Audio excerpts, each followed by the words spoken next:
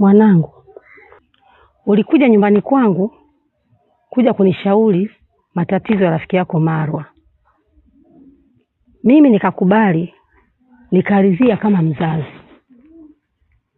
Lakini niliyoona huko mtaani ni makubwa, mimi siwezi. Mama, mbona unakata tamaa mapema hivyo? Unaniachia jukumu ambalo ni gumu sana. Peke yangu siwezi kulihendo mama yangu. Kumbuka wewe ni mzazi. Una namna yote ambayo tunaweza kufanya ili kutatua hili tatizo. Inawezekana ni mambo ya kimila mama yangu. Sasa mila zako mama nitazifahamu vipi mimi?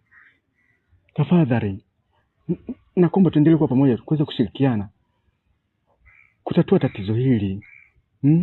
Mwanangu, asiyefunzwa na mamae hufunzwa na ulimwengu.